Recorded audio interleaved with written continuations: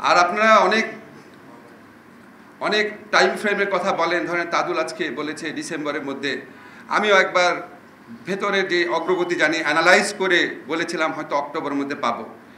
এগুলি যদি আমরা বলি আপনারা খুশি হন, কিন্তু এগুলি তো বলা আমাদের ঠিক না। এগুলি বললে তো আমাদের এই কথাগুলো নিয়েই তো যারা এই বিচারের প্রতিপক্ষ আছে, আপনারা জানেন না তারা কীরকম। এত বড় গণহত্যা হয়েছে, বিন্দুমাত্র অনুশোচনা নাই। একটা দল এইগুলি মানে সারা 15টা বছর শুধু মিথ্যা নির্যাতন করে চালিয়েছে, এখনও তাদের মিথ্যাচার বিন্দুমাত্র থামে নাই, এখনও নির্যাতনের ইচ্ছা বিন্দুমাত্র থামে নাই। আপনারা যখন ওই মহাখুনি শেখ হাসিনার অডিওগুলো শুনেন, দেখবেন এখনও তার নির্যাতন করার ইচ্ছা পুরা মাত্রায় আছে, প্রতিশোধ নেওয়ার। এরা কি এই বিচারের কোনো রকম যদি গাফলতি থাকে, কোনো রকম ফল্ট থাকে, বা যদি নাও থাকে, সেটা এক্সপ্লোর করার চেষ্টা করবে না? তা আমি যদি আপনাকে বলি এই মাসের মধ্যে ইনশাল্লাহ বিচার হবে, আমি মনে করছি, আমাকে তো ওই আদালতের বিচারক আমাকে তো ভৎসনাও করেছে, কারেক্টলি ভৎসনা করেছে। আমি কি এখন সিভিল সোসাইটির আসিফ নজরুল যে আমি বলবো এত তারিখের মধ্যে বিচার হবে, এত তারিখের মধ্যে বিচার চাই, এত তারিখের মধ্যে বিচার হচ্ছে? আমার তো অনেক দায়িত্ব রাখতে হবে, আমার এই বিচারকে সমালোচনার ঊর্ধ্বে রাখতে হবে। আপনাদের খালি একটা জিনিস বলি, আপনারা মনে রেখেন এই বিচার নিয়ে আপনাদের হতাশ হওয়ার কিছু নাই। এবং আমি বিশ্বাস করি আদালতের স্বাধীনতা আমাদের রক্ষা করতে হবে।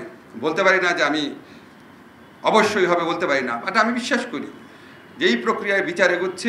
ইনশাআল্লাহ আমাদের সরকারের আমলে আপনারা কাঙ্ক্ষিত যেই মামলাগুলোর রায় চাচ্ছেন সেগুলি পাবেন ইনশাআল্লাহ।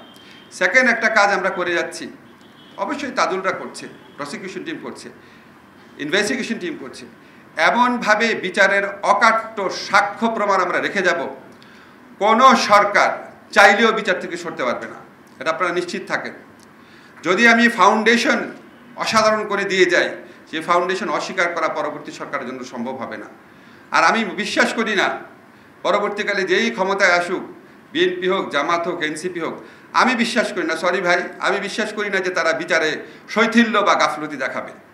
তারা সবাই এই 15 বছরের নির্যাতিত মানুষ, তারা শেখ হাসিনা সরকারের ফ্যাসিজম আপনার আমার থেকে কম দেখে নাই। আপনি চিন্তা করেন, মাহমুদ ভাই জীবনে অনেক সাফার করেছে, আমার তুলনায় ওনার সাফার 100 গুণ বেশি, কিন্তু খালেদা জিয়ার সাফারিং তো ওনার তুলনাও বেশি, বেশি না মাহমুদ ভাই? অবশ্যই বেশি। তো আপনি আমি বিচার করব আর ওনারা বিচার করবে না? আমরা অনেক অনেক দোষ দিই, অনেক কিছু করি। ধরেন আমি মাঝে মাঝে চিন্তা করি, সবাই বলি কি আমরা, আচ্ছা পুলিশ খুব খারাপ, পুলিশ খুব খারাপ। এখন আপনাদেরকে আমি জিজ্ঞেস করি, তাহলে পুলিশকে ব্যান করে দিব আমরা? দেব? আমার তো সিস্টেমটা রান করতে হবে। আপনারাই বলেন 15 বছর তারা মানে ধরে ধরে ছাত্রলীগ ঢুকিয়েছে। তো ধরে ধরে যদি 15 বছর ছাত্রলীগ ঢুকায়, তাহলে 15 বছরে তো পুলিশে এবং জুডিশিয়ারিতে যত জায়গায় বলেন তাদের রিক্রুটমেন্ট 70 to 80%। এমনি আমার পুলিশ না, আমি কি 80% পুলিশকে বাদ দিয়ে দিব? কিন্তু আমরা যারা আইকনিক অত্যাচারের আইকনিক ফিগার, তাদের বিরুদ্ধে আমরা ব্যবস্থা নিচ্ছি। হ্যাঁ, একটু দেরি হচ্ছে। আমরা তো শাসন কাজে অসাধারণ কোনো মিনিমাম দক্ষতাও নাই, কোনো যোগ্যতাও নেই। সেখান থেকে আমরা এসেছি, একটা নির্দলীয় সরকারে এসেছি। এসার পর আগে নির্দলীয় সরকারগুলো দেখেন তাদের কী করতে হতো, খালি ইলেকশন করা। আমাদেরকে কত কিছু করা হচ্ছে। আমরা আইন মন্ত্রণালয়ে গত 1 বছরে কী করেছি, এটা বিবরণ মাহমুদ ভাইকেও পাঠিয়ে দেবো, একটু দেখেন। শুধু রুটিন কাজ সেগুলি আমরা আগের চেয়ে 2 গুণ 2.5 গুণ বৃদ্ধি করেছি। আর নতুন কাজ কী করেছি এটা পাঠিয়ে দিব।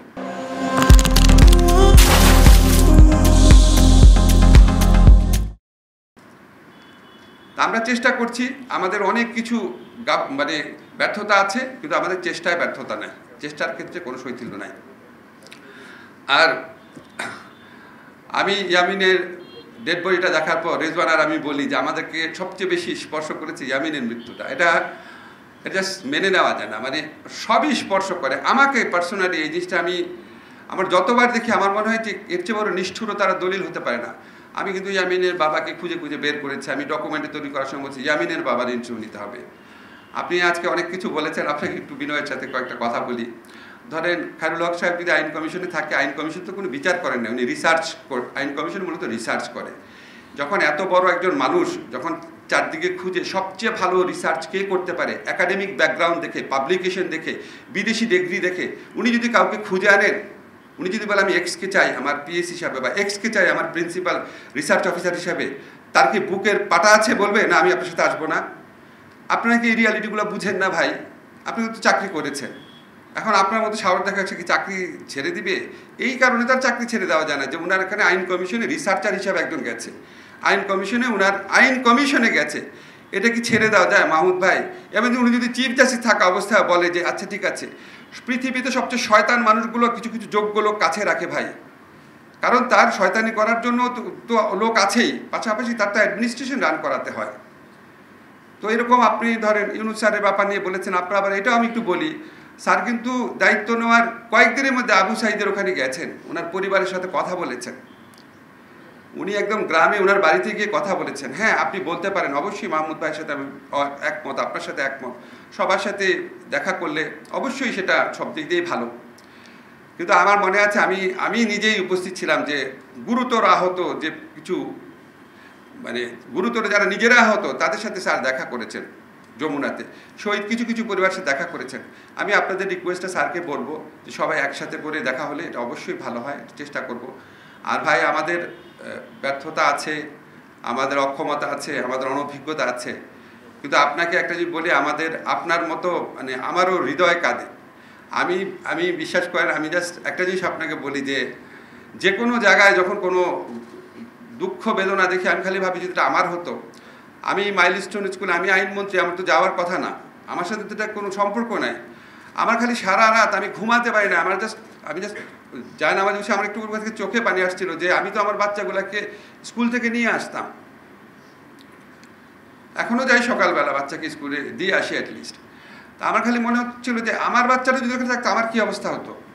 এটা মনে বলে আমি আপনাদের বোঝাতে পারবো না কীরকম একটা ফিলিংস হয়। আমি যা ডিসাইড করেছি আমি পরের দিন যাবো। আমি শুনেছিলাম ওখানে প্রোগ্রাম থাকবে, অনেক ক্ষুদ্র থাকবে, ঠিক আছে ক্ষুদ্র থাক, আমি যাব। আপনাদের এই দৃশ্যগুলো যখন দেখি, আপনি এটা মনে রেখেন যে আমি এটাও ভাবি যে এখানে যদি আমার বাচ্চা থাকতো আমার কেমন লাগতো।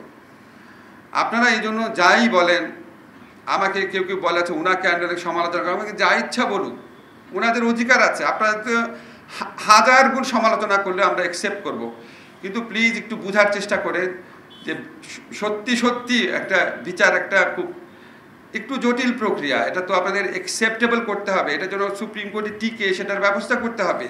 আজকে শেখ হাসিনার আমলে যে বিচারগুলো করা হয়েছিল যুদ্ধ অপরাধ আদালতে, সেটা নিয়ে কত সমালোচনা হয়েছে দেখেন। আপনারা তো চান যে আমরা সুষ্ঠুভাবে বিচার করি। এই মানে মহাখুনি যেই অপরাধ করে গেছে সমস্ত সাক্ষ্য প্রমাণ আছে, কিন্তু এগুলি প্রসেসিং করে আমরা এমন বিচারই করব, এই বিচার নিয়ে কোনোদিন কোনো প্রশ্ন উঠবে না, এবং এই বিচার অবশ্যই আপনাদেরকে শান্তি দেবে ইনশাআল্লাহ। সবাই ভালো থাকবেন, ধন্যবাদ।